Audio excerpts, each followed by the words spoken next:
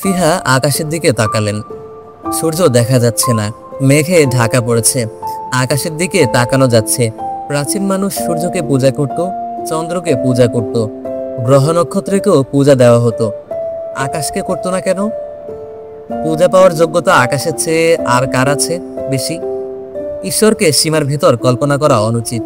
সূর্য, চন্দ্র, গ্রহ নক্ষত্র সবই সীমায় আবদ্ধ, একমাত্র আকাশই সীমাহীন। স্যার? ফিহা চমকে তাকালেন। দীর্ঘদেহী সবুজ পোশাক পরা যুবকটি বলল, আপনাকে কি সাহায্য করতে পারি? আমাকে একমাত্র আমি সাহায্য করি, অন্য কেউ আমাকে সাহায্য করতে পারে না। তা আপনি কে? আমি স্যার টহল পুলিশ। ও আচ্ছা, টহল পুলিশ। আপনার গায়ের সবুজ পোশাক দেখেই আমার অনুমান করা উচিত ছিল। আপনি কি কোনো ঠিকানা খুঁজে বেড়াচ্ছেন? আমি আকাশের দিকে তাকিয়েছিলাম। আকাশের দিকে তাকিয়ে কি কেউ কোনো ঠিকানা খোঁজে? আপনি আকাশের দিকে তাকিয়েছেন কিছুক্ষণ আগে। আমি অনেকক্ষণ ধরেই আপনাকে অনুসরণ করছি। লক্ষ্য করছি আপনি রাস্তায় নাম্বার পড়তে পড়তে এগোচ্ছেন। অনেকক্ষণ ধরেই আমাকে অনুসরণ করছেন কেন? আমাদের উপর নির্দেশ আছে যে কেউ উদ্দেশ্যহীনভাবে হাঁটলেই তাকে অনুসরণ করতে হবে। আপনাকেও সেই কারণে অনুসরণ করছি। আপনি যে মহামতি ফিহা তা মাত্র কিছুক্ষণ আগেই বুঝতে পেরেছি। অটোগ্রাফ চাইলে অটোগ্রাফ নিতে পারেন। স্যার, আপনি কি আমার উপর বিরক্ত হয়েছেন? না, বিরক্ত হইনি। আমার সঙ্গে গাড়ি আছে, আপনি চাইলে যেতে চান নিয়ে যাব। এই মুহূর্তে আমার ইচ্ছা করছে আকাশের দিকে যেতে। আপনার গাড়িতে চড়ে সেই ইচ্ছা মেটানো সম্ভব নয়। তা আমরা এখন কোথায় আছি? আপনি স্যার শহরের শেষ প্রান্তে চলে এসেছেন। আর মাত্র 200 গজ গেলেই নিষিদ্ধ এলাকায় চলে যাবেন। মেন্টালিস্টদের এলাকা? জি স্যার। মেন্টালিস্টদের এলাকা কতটুকু? আমার পক্ষে বলা সম্ভব নয় স্যার, ওই এলাকা আমার জন্য নিষিদ্ধ। কতজন মেন্টালিস্ট এ শহরে আছে তা জানেন? তাও জানি না, তাদের সংখ্যা কখনো প্রকাশ করা হয় না। তবে এ শহরে সাধারণ মানুষ এই মুহূর্তে আছে 90,711 জন। গত বছরেও জনসংখ্যা ছিল 1,20,000-এর মতো। কমে গেল কেন? আমার জানা নেই স্যার। আপনার সঙ্গে আমার যে কথাবার্তা হচ্ছে তা কি মেন্টালিস্টরা বুঝতে পারছে? পারছে স্যার। পুলিশের উপর এদের সরাসরি নিয়ন্ত্রণ আছে। মেন্টালিস্টদের আবাসিক এলাকা কি একটি জায়গায় সীমাবদ্ধ, নাকি সারা শহর ছড়িয়ে ছিটিয়ে আছে? এরা বাস করে ভূগর্ভস্থ শহরে। সেই শহর কত বড়, কতটুকু ছড়ানো তা আমরা জানি না স্যার। আগে কেউ কেউ বাইরে থাকতো, এখন নেই বললেই চলে। আচ্ছা, আপনার নাম কি? এরিন। এরিন, আপনি কি কখনো ভেবে দেখেছেন যে আমরা মানুষ হিসেবে দুটা ভাগে ভাগ হয়ে গেছি? একদল থাকছে মাটির উপরে, একদল চলে গিয়েছে মাটির নিচে। এইসব নিয়ে আমি ভাবি না স্যার, কেউই ভাবে না। কেন ভাবে না বলুন তো? জানি না স্যার। ফিহা ক্লান্ত গলায় বললেন, আমাদের ভাবতে দেওয়া হয় না। আমাদের ভাবনা, আমাদের কল্পনা নিয়ন্ত্রিত। আমরা কি ভাববো মেন্টালিস্টরা তা ঠিক করে দেয়। যখন তারা সিদ্ধান্ত নেয় আমাদের সুখী হওয়া উচিত, আমরা সুখী হই। যখন ভাবে আমাদের অসুখী হওয়া উচিত, আমরা অসুখী হই। কিছু মনে করবেন না স্যার, আপনি কিন্তু স্বাধীনভাবেই চিন্তা করছেন। হ্যাঁ, তা করছি এবং অবাক হচ্ছি। আপনি আপনার গাড়ি নিয়ে আসুন, আমি একটা জায়গায় যাব। সাধারণ আবাসিক প্রকল্প, 118 নম্বর কক্ষ। একটি অল্প বয়স্ক মেয়ের সঙ্গে কথা বলবো বলে ভাবছি। মেয়েটির নাম নুহাস। এরিন লম্বা লম্বা পা ফেলে গাড়ি আনতে রওনা হলো। ফিহা দাঁড়িয়ে আছেন প্রশস্ত রাস্তার এক পাশে ফুটপাতে।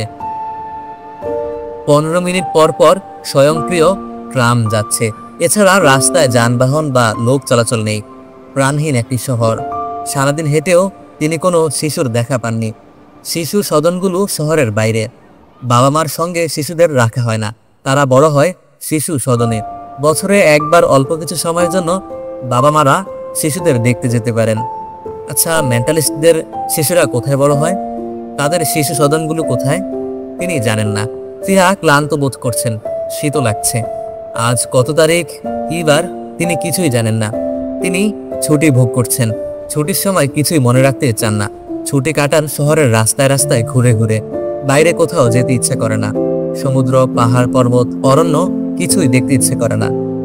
তার বয়স 50। অনেকখানি সময় তিনি পার করে দিয়েছেন। এই দীর্ঘ সময়ে একবারও কেন মনে হলো না বাইরে যেতে? মেন্টালিস্টরা সেই ইচ্ছা জাগাতে দেয়নি।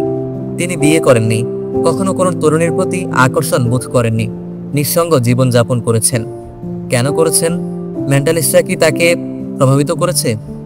শুধু তিনি একা নন, গুরুত্বপূর্ণ গবেষণায় নিয়োজিত প্রতিটি বিজ্ঞানী চিরকুমার। তিনি একা হলে ব্যাখ্যা হয়তো অন্যরকম হতো, তিনি তো একা না। মেন্টালিস্টরা বিজ্ঞানীদের ব্যবহার করছে, কারণ বিজ্ঞানীদের কাজ তাদের প্রয়োজন, এই কাজ তারা আদায় করে নেবে।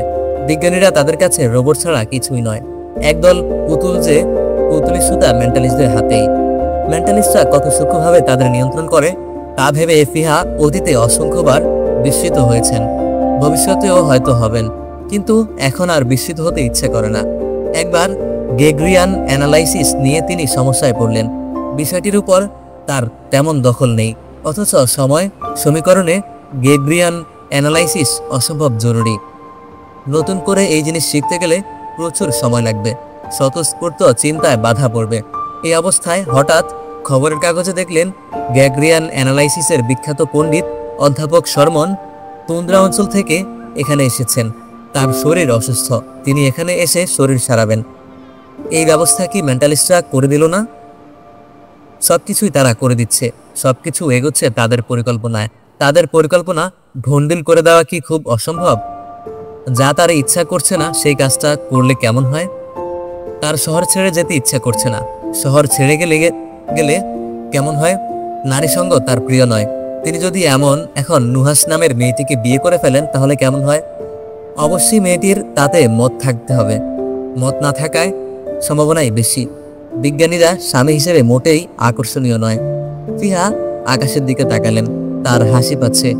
হো হো করে খানিকক্ষণ হাসা যেতে পারে, নাকি মেন্টালিস্টরা তাকে হাসতেও দেবে না? এরিন গাড়ি নিয়ে এসেছে। সে বিনীত ভঙ্গিতে বলল, একটু দেরি হলো স্যার, অনেক দূর যেতে হবে, তাই নতুন সেল লাগিয়ে নিয়ে এসেছি। অনেক দূর যেতে হবে কি? জি স্যার, শহরের অন্য প্রান্তে। চলো রওনা হওয়া যাক। নুহাস দরজা খুলল। ফিহা বললেন, কেমন আছো নুহাস? নুহাস তাকিয়ে আছে, সে কিছুই বুঝতে পারছে না। এটা কি কোনো স্বপ্ন দৃশ্য? সে কি ঘুমোচ্ছে? মানুষটিকে সে দেখছে ঘুমের মধ্যে। আমাকে চিনতে পারছো আশা করি? নুহাস জবাব দিচ্ছে না, দরজা ধরে দাঁড়িয়ে আছে। তোমার জন্য এক প্যাকেট কফি নিয়ে আসছিলাম, ডাস্টবিনে ফেলে দিয়েছি বলে আনা হয়নি। এখন মনে হচ্ছে আনলেও হতো। তুমি কি আমাকে ঘরে ঢুকতে দেবে, না দরজা দাঁড় করিয়ে রাখবে? নুহাস তাকিয়ে আছে, কথা বলার চেষ্টা করছে, বলতে পারছে না। ফিহা বললেন, আমার অবশ্যই ভেতরে যাবার তেমন প্রয়োজন নেই, তোমাকে কয়েকটা জরুরি কথা বলার দরকার ছিল, বলেই চলে যাব। খুব মন দিয়ে শোনো। তার আগে জানা দরকার, তুমি কি বিবাহিত? নুহাস নাসূচক মাথা নাড়ল। ফিহা বললেন, আমি বিয়ে করার সিদ্ধান্ত নিয়েছি। সিদ্ধান্ত হঠাৎ করে নিলাম। কোনো তরুণীর সঙ্গে আমার পরিচয় নেই, একমাত্র তোমার সঙ্গেই সামান্য পরিচয়।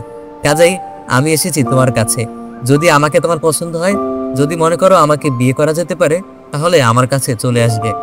আচ্ছা, আমি যাচ্ছি। অসময়ে আসার জন্য লজ্জিত। নুহাস কাপা গলায় বলল, একটু বসে যান। ফিহা বললেন, না বসবো না। তুমি আমার কারণে তোমার একটি প্রিয় গ্রন্থ ছিঁড়েছ, তা ঠিক হয়নি। যে প্রিয় সে সবসময় প্রিয়। আমি খারাপ বললেই কি প্রিয়জন অপ্রিয় হবে? তুমি অবশ্যই আরেকটি বই কিনে নেবে, মনে থাকবে? নুহাস হাসছে, লাজুক ভঙ্গিতে হাসছে। ফিহা তা লক্ষ্য করলেন না, তিনি সিঁড়ি বেয়ে নেমে যাচ্ছেন। নুহাস এখনো দরজা ধরে দাঁড়িয়ে আছে, তাকে এখন দেখাচ্ছে রোবটের মতো, চোখের পলক ফেলছে না। ফিহা রাস্তায় নেমে পুরো ব্যাপারটা মাথা থেকে সরিয়ে দিলেন। এটা নিয়ে এখন তিনি আর ভাববেন না। মেয়েটা যদি সত্যি আসে তখন দেখা যাবে। শুধু শুধু চিন্তা ভাবনা করার কোনো মানে হয় না, তার অনেক কাজ। এরিন গাড়ি নিয়ে দাঁড়িয়ে আছে। ফিহা বললেন, তুমি আমাকে আমার বাড়িতে পৌঁছে দাও। তুমি করে বলায় রাগ করনি তো? এরিন হাসলো, সুন্দর দেখালো এরিনকে। হাসলে সবাইকে সুন্দর দেখায়। এরিন, তুমি কেমন আছো? জি ভালো। এই চাকরি কি তুমি পছন্দ করো? করি। তুমি কি বিবাহিতা? না, পুলিশদের বিয়ে করার নিয়ম নেই, তাদের তৈরি নিয়ম এরিন, মেন্টালিস্টদের নিয়ম। গাড়ি ছুটে চলেছে। ফিহার ঝিমুনি ধরে গেছে, তিনি ঘুমিয়ে পড়লেন। ফিহার বাড়িটা প্রকাণ্ড, অনেকটা দুর্গের মতো। উঁচু পাঁচিলের উপর কাটা তার। পাঁচিল থেকে 1000 গজ দূরে মূল রাস্তায় সাইনবোর্ড লাগানো। মেন্টালিস্টদের প্রবেশ কাম্য নয়। আমি নীরবতা পছন্দ করি। ফিহা। এ জাতীয় লেখা ফিহার পক্ষেই লেখা সম্ভব। মেন্টালিস্টরা এই পথে যাওয়া আসা করে, সাইনবোর্ড দেখে, কেউ কেউ এই এক মুহূর্তের জন্য হলেও থমকে দাঁড়ায়, তবে কখনো বলে না এ জাতীয় সাইনবোর্ডের মানে কি। মেন্টালিস্টদের প্রধান গুণ, তারা অভিযোগ করে না, বিরক্তি প্রকাশ করে না এবং কখনোই রাগ করে না। তাছাড়া ফিহার উপর রাগ করার প্রশ্নই ওঠে না। উনি এসবের ঊর্ধ্বে। অন্যের রাগ ভালোবাসা নিয়ে তার মাথা ব্যথা নেই। মানুষটি জন্ম থেকেই নিঃসঙ্গ। বিশাল বাড়িটায় থাকেন একা। মাঝখানে কিছুদিন কুকুর পুষেছিলেন, দুটি শিকারী কুকুর। এদের পছন্দও করতেন। এক গভীর রাতে টাইম ডিপেন্ডেন্ট ইরেটা ফাংশন নিয়ে ভাবছিলেন। কুকুরের ডাকে চিন্তা এলোমেলো হয়ে গেল। তিনি বিরক্ত মুখে হুকুম দিলেন, কুকুর দুটোকে এই মুহূর্তে বিদায় করো। কুকুর বিদায় হয়ে গেল। তারপর পাখি পোষার শখ হলো। 4-5 ধরনের পাখি জোগাড় হলো। একসময় তাদের চিৎকারও অসহ্য বোধ হলো। এখন আর পাখি নেই, খাঁচা পড়ে আছে। এ বাড়িতে বর্তমানে কোনো মানুষ নেই। 3টি রোবট আছে, 3টি কর্মী রোবট। দুজনের বুদ্ধিশুদ্ধি নিচের দিকে। নিজের কাজ ছাড়া অন্য কিছু প্রায় জানে না বললেই হয়। একটি রোবটের দায়িত্ব হচ্ছে ঘর গুছিয়ে রাখা এবং রান্না করা। তার নাম লিম। লিম দিনরাত এইটি করে। খুব যে ভালো করে তাও না। রান্নায় লবণের পরিমাণ কখনোই ঠিক হয় না। বাকি দুটো রোবটের একটির কাজ বাড়ি পাহারা দেওয়া। সে ক্রমাগত বাড়ির চারদিকে হাঁটে। তৃতীয় রোবটের কোনো কাজকর্ম নেই। এই রোবটটি VR টাইপের।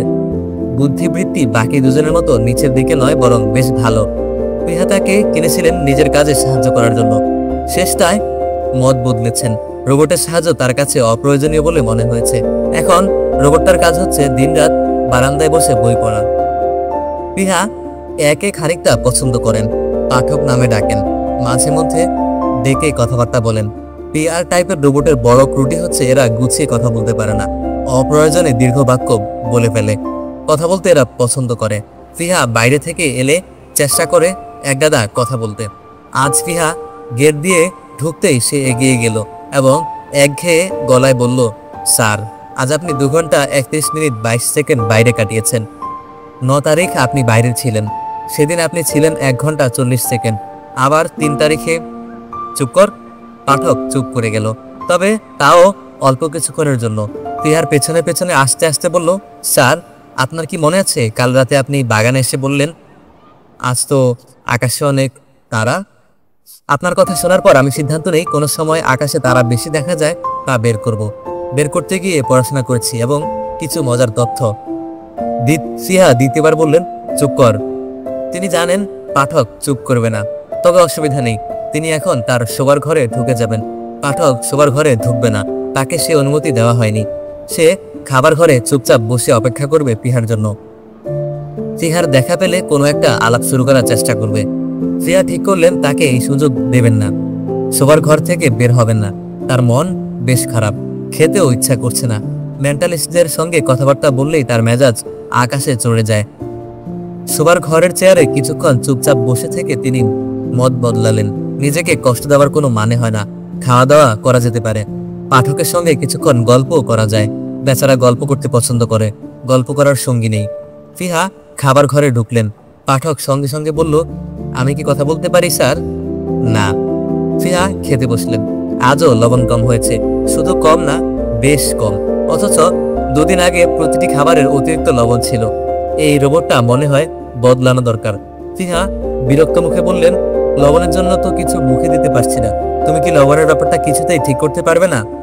লিম চুপচাপ দাঁড়িয়ে আছে। মনে হচ্ছে তার কিছু বলার নেই। পাঠক বলল, লবণ প্রসঙ্গে আমি কি একটা ছোট্ট কথা বলতে পারি স্যার? না। আপনার নিষেধ অগ্রাহ্য করে এই কথাটা বলার ইচ্ছা হচ্ছে, যদিও জানি তা সম্ভব না। আপনাকে আবারও অনুরোধ করছি, লবণ সম্পর্কে আমাকে কথাটি বলতে দিন। বলো। আমাদের রোবট লিম লবণের পরিমাণ কোনো ভুল করে না। সমস্যাটা আপনার। সমস্যা আমার মানে? আপনার যখন মন টন ভালো থাকে তখন আপনি লবণ কম খান, আবার যখন মেজাজ খারাপ থাকে তখন লবণ বেশি খান। আমি দীর্ঘদিন পরীক্ষা করে এই সিদ্ধান্তে এসেছি। মনে হয় মেজাজ খারাপ থাকলে আপনার শরীর বেশি ইলেকট্রোলাইট চায়। শরীরবিদ্যার কোনো বিশেষজ্ঞের সঙ্গে বিষয়টা নিয়ে আলাপ করা যায়। আমি 4 জন বিশেষজ্ঞের ঠিকানা জোগাড় করেছি। আপনি কি কথা বলতে চান? কথা বলতে চাই না। বাইরে গেলেই আপনার মেজাজ খারাপ হয়, এর কারণ কি? ফিহা জবাব দিলেন না। পাঠক বলল, মেন্টালিস্টদের নিয়ে আপনি কি খুব বেশি চিন্তা করেন? না। তুমি কথা বলা বন্ধ করো। এই বিষয়ে নিয়ে কথা বলতে যদি আপনার খারাপ লাগে তাহলে অন্য বিষয়ে কথা বলি। বিশ্ব ব্রাহ্মণদের জন্মরহস্য নিয়ে কি স্যার আপনার সঙ্গে একটু আলাপ করব? পাঠক: জি স্যার। তোমার কথা বলার জন্য কি একজন সঙ্গী দরকার? পাঠক প্রথমবারের মতো প্রশ্নে জবাব দিল না। মনে হচ্ছে সে গভীর চিন্তায় পড়ে গেছে। ফিহা বললেন, নুহাস নামে একজন তরুণীর সঙ্গে আমার পরিচয় হয়েছে। শতকরা 20% সম্ভাবনা সে এ বাড়িতে আসবে। যদি আসে তুমি কথা বলার সঙ্গী পাবে। আমি স্যার শুধু আপনার সঙ্গে কথা বলাতেই আগ্রহ বোধ করি। কেন? আমি চিন্তা করছি আপনার একটা জীবনী লিখব। জীবনী লেখার জন্য আপনার সম্পর্কে অনেক তথ্য প্রয়োজন। তথ্য তেমন কিছু নেই, তাই সারাক্ষণ কথা বলতে চেষ্টা করি। যদি কথা বলার ফাঁকে ফাঁকে কোনো তথ্য পেয়ে যাই। কিছু পেয়েছ? জি স্যার। কি পেলে? আমি যে অল্প কয়েক পাতা লিখেছি, আপনি কি পড়তে চান? না। আপনার জীবনী গ্রন্থে আমি উল্লেখ করেছি যে না শব্দটা আপনার প্রিয়।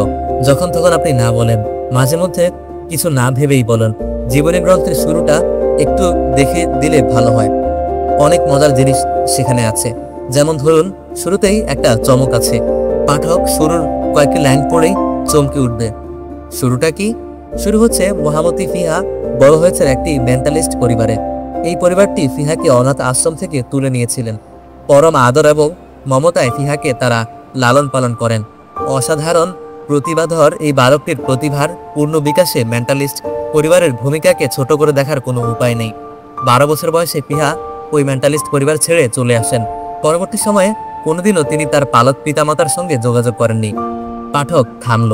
ফিহা মূর্তির মতো বসে আছেন। পাঠক বলল, আমি কি কোনো ভুল তথ্য দিয়েছি স্যার? না, সব ঠিকই আছে। জীবনী গ্রন্থের ভাষাটা আপনার কাছে কেমন মনে হচ্ছে? ভাষার বিষয়ে আমি কিছু জানি না। আমি জীবনী গ্রন্থের কয়েক ধরনের ভাষা ব্যবহার করে লিখেছি। একই জিনিস খুব কাব্যিকভাবেও লিখেছি। যেমন, ফিহা উঠে পড়লেন। পাঠকও উঠে দাঁড়ালো। ফিহা বললেন, পাঠক, তুমি আমার মেন্টালিস্ট বাবা মার সঙ্গে যোগাযোগ করবে, বলবে আমি তাদের সঙ্গে কথা বলতে চাই। এটা তো সম্ভব না স্যার। আমি চেষ্টা করেছিলাম। তাদের একটা ইন্টারভিউ নেওয়ার ইচ্ছা ছিল, কিন্তু ভূগর্ভস্থ মেন্টালিস্টরা সবার যোগাযোগের বাইরে। ফিহা শোবার ঘরে ঢুকে পড়লেন। অস্থির ভাব আবার ফিরে এসেছে। শুধু ফিরে এসেছে তাই না, দ্রুত বাড়ছে। তিনি এই অস্থিরতার ধরন জানেন। এ অন্য ধরনের অস্থিরতা। ঘুমের ওষুধ খেয়ে তিনি কি নিজেকে শান্ত করবেন? না, তার প্রয়োজন নেই। অস্থিরতার প্রয়োজন আছে। তিনি সময় সমীকরণের খুব কাছাকাছি আছেন। তিনি জানেন তার মস্তিষ্ক কাজ করছে। সমীকরণের সমাধান অবচেতন মনের কাছে চলে এসেছে। চেতন মন বা তার জাগ্রত সত্তা সেই সমাধান এখনো পায়নি, তবে পেয়ে যাবে। খুব শিগগিরই পেয়ে যাবে। এখন প্রয়োজন নিজেকে শান্ত রাখা। সর্বযুগের সর্বকালের সবচেয়ে বড় আবিষ্কারটির মুখোমুখি তিনি দাঁড়িয়ে আছেন। সময় সমীকরণের সমাধান। এর ফলাফল কি হবে? মানবজাতি কি উপকৃত হবে, না ধ্বংস হয়ে যাবে? এই মুহূর্তে তা বলা যাচ্ছে না। কিছু ব্যাপার আছে যা আগে বলা যায় না, যা সম্পর্কে ভবিষ্যৎবাণী করা যায় না। মেন্টালিস্টদের কথাই ধরা যাক। মেন্টালিস্ট তৈরি করা হয়েছিল যে উদ্দেশ্যে তা সফল হয়নি। মানবজাতি আজ দুটি ভাগে ভাগ হয়ে গেছে। একদিকে প্রচন্ড মানসিক ক্ষমতাধর মেন্টালিস্ট, অন্যদিকে মানসিক ক্ষমতাহীন সাধারণ মানুষ। এই সাধারণ মানুষদের নিয়ন্ত্রিত করছে মেন্টালিস্টরা। সাধারণ মানুষ তাদের হাতের পুতুলের মতো। হাসতে বললে হাসতে হবে, কাঁদতে বললে কাঁদতে হবে। তারা বাধ্য করবে, সেই ক্ষমতা তাদের আছে। তারা এগুচ্ছে খুব ঠান্ডা মাথায়। পুরো মানব গোষ্ঠীকে মেন্টালিস্ট বানানোই তাদের পরিকল্পনা। এই পরিকল্পনা কিছুতেই শুভ হতে পারে না। প্রকৃতি মানব গোষ্ঠী চায়নি। এটা একটি কৃত্রিম ব্যবস্থা। ফিহা কমিউনিকেটর এ হাত রাখলেন। কথা বলতে ইচ্ছে হচ্ছে। একজন মেন্টালিস্টের সঙ্গে কথা বলা দরকার। যে কেউ হতে পারে। মারলালির সঙ্গেই কথা বলা যায়। মারলালি বিস্মিত গলায় বললেন, গভীর রাতে আপনি? কি ব্যাপার মহামতি ফিহা? রাত কি খুব বেশি হয়েছে? মন্দ হয়নি, 11টা বাজে। আমি কি আপনাকে ঘুম থেকে তুললাম? বিছানা থেকে তুললেন। আমি বিছানায় শুয়ে শুয়ে অনেক রাত পর্যন্ত পড়ি। আপনার মতো আমারও রাত জাগা স্বভাব। কি ব্যাপার জানতে পারি? মেন্টালিস্টদের সম্পর্কে আমি কিছু পড়াশোনা করতে চাই। ও আচ্ছা, আপনি কি এই বিষয়ে বইপত্র দিয়ে আমাকে সাহায্য করতে পারবেন? বইপত্র নিশ্চয়ই আপনাদের কাছে আছে। আছে, কিন্তু মহামতি ফিহা এইসব বইপত্র আমাদের জন্য। যারা মেন্টালিস্ট নয় তাদের কাছে বইপত্র দেওয়ার নিষেধ আছে। নিষেধ আছে বলেই আপনার কাছে চাচ্ছি। আপনার বিষয় পদার্থবিদ্যা, পড়াশোনা সেই বিষয়ে সীমিত রাখাই কি ভালো নয়? তার মানে কি আপনি আমাকে বই দিতে পারবেন না? আপনি চেয়েছেন, অবশ্যই আপনাকে দেওয়া হবে। ফিহা বললেন, ধন্যবাদ। আমি কমিউনিকেটর বন্ধ করে দেব। তার আগে একটা জিনিস জানতে চাই, মেন্টালিস্ট সমাজের সবচেয়ে দুর্বল দিক কি? আমাদের কোনো দুর্বল দিক নেই। ভুল বললেন। আপনাদের সমাজের সবচেয়ে দুর্বল দিক হচ্ছে এই সমাজে কোনো সৃষ্টিশীল মানুষ নেই। আপনাদের কোনো বিজ্ঞানী নেই, কবি নেই, গল্পকার নেই, শিল্পী নেই। আমি কি ভুল বললাম? না, ভুল বলেননি। তবে তবে কি? আজ থাক, অন্য সময় এ নিয়ে কথা বলবো। শুভরাত্রি মহামতি ফিহা। আমি মেন্টালিস্টদের নিয়ে লেখা ছোট্ট একটা বই পাঠাবো। বইটা পড়ার পর আপনার আর কিছু পড়তে ইচ্ছে করবে না। বইটা কাল ভোরে পাঠালে কি হয়? আজ রাতে পাঠাতে পারবেন? অবশ্যই পারবো। আর একটা কথা, বলুন। আমি যদি বিয়ে করতে চাই তাহলে কি আপনাদের অনুমতির প্রয়োজন আছে? আপনার জন্য নেই। আপনি কি বিয়ের কথা ভাবছেন? ফিহা কমিউনিকেটর বন্ধ করে দিলেন। নিজের উপর রাগ লাগছে। শুধু শুধু এ কথা বলার প্রয়োজন ছিল না। মারলালি বিছানা থেকে নামলেন, কাপড় পাল্টালেন, গাড়ি বের করতে বললেন। রোবট নিয়ন্ত্রিত স্বয়ংক্রিয় গাড়ি নয়, নিজে চালাবেন এমন গাড়ি। গভীর রাতে রাস্তাঘাট ফাঁকা থাকে, গাড়ি চালানোয় আনন্দ আছে। আজ রাস্তাঘাট অন্য সব রাতের চেয়েও ফাঁকা। বিজ্ঞানী পল্লী ধি 11 এর মানুষজন মনে হয় আতঙ্কগ্রস্ত। বিক্ষিপ্তভাবে নানান জায়গায় মেন্টালিস্টদের সঙ্গে সংঘর্ষ হচ্ছে। মানুষজন রাস্তায় বেরুচ্ছে না। মালালি গাড়ি নিয়ে হাইওয়েতে চলে এলেন। হাইওয়ের পেট্রোল পুলিশের গাড়ি জায়গায় জায়গায় থেমে আছে। পেট্রোল পুলিশকে সতর্ক করে দেওয়া হয়েছে। মালালির গাড়ির ড্যাশবোর্ডে জরুরি সংবাদ জ্ঞাপক লাল বোতাম দুটি ক্রমাগত জ্বলছে নিভছে। জরুরি কোনো খবর আছে। জরুরি খবর শুনতে ইচ্ছা করছে না, তবু অভ্যাসের বশে বোতাম টিপে দিলেন। আবহাওয়া দপ্তর ঘূর্ণিঝড় বিষয়ক সতর্ক সংকেত প্রচার করছে। ঘূর্ণিঝড়টি বিজ্ঞান পল্লী ধি 11 এর উপর দিয়ে উড়ে যাওয়ার একটা সম্ভাবনা দেখা দিয়েছে। সতর্ক ব্যবস্থা হিসেবে পদার্থবিদ্যা গবেষণাগারের বিদ্যুৎ সরবরাহ বন্ধ করা দেওয়া হয়েছে। মালালির ভুরু কুঞ্চিত হলো। লোহার ভারী গেট, কোনো কলিং বিল নেই। মালালি বেশ কয়েকবার গেটে ধাক্কা দিলেন। সেই শব্দ বাড়ি পর্যন্ত পৌঁছলো কিনা তিনি বুঝতে পারছেন না। আকাশ মেঘলা হয়ে আছে। কিছুক্ষণের মধ্যে বৃষ্টি শুরু হয়ে যেতে পারে। ঠান্ডা ঠান্ডাও লাগছে। কতক্ষণ এভাবে দাঁড়িয়ে থাকবেন?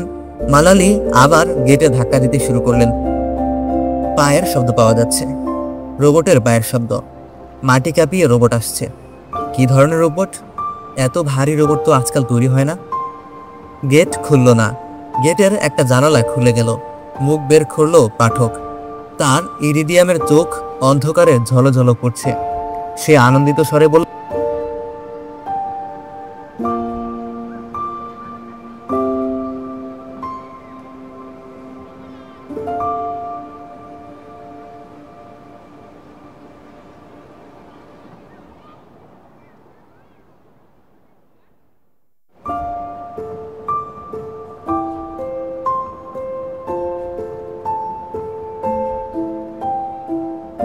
গেটের জানালা বন্ধ হয়ে গেল।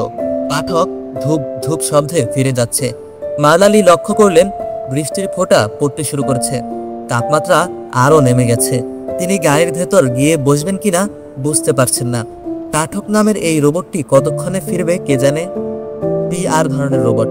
এদের কাজকর্ম ঢিলে ঢালা ধরনের, তবে এদের লজিক খুব উন্নত। তার চেয়ে বড় কথা, এরা আশেপাশের জগৎ থেকে জ্ঞান আহরণ করে।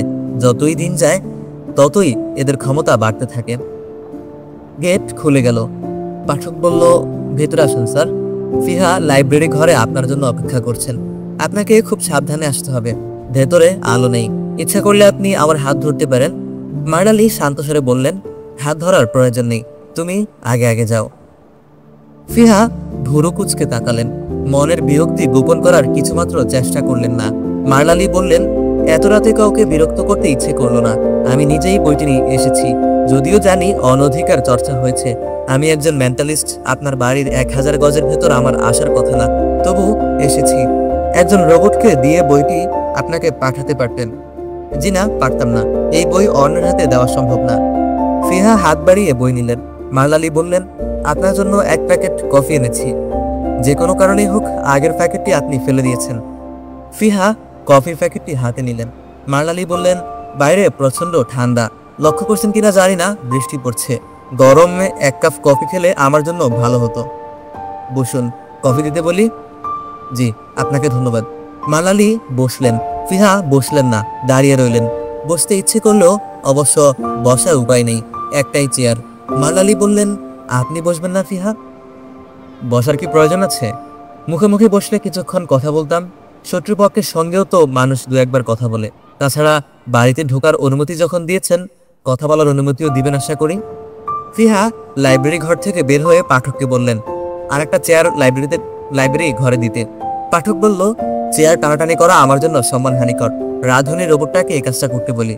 বলো। আরেকটা কথা স্যার, মনে হচ্ছে এই মানুষটি আপনাকে খুব বিরক্ত করছে। ভদ্রতার কারণে আপনি তাকে চলে যেতে বলতে পারছেন না। আমাকে যদি অনুমতি দেন তাহলে কথার প্যাচে ফেলে লোকটাকে বিদায় করব, আপনার ভদ্রতাও রক্ষা হবে। তার প্রয়োজন দেখছি না। তুমি আলিতেতে কথা শুনছিলে, এই ব্যাপারটিও আমার অপছন্দের। যাও, গেটের কাছে গিয়ে দাঁড়িয়ে থাকো। পাঠক চলে গেল। তার ইরিডিয়াম চোখের উজ্জ্বলতা কিছুটা ম্লান হয়ে গেছে। মারলালি বললেন, আপনার বিশাল লাইব্রেরিতে একটা মাত্র চেয়ার দেখে বিস্মিত হয়েছি।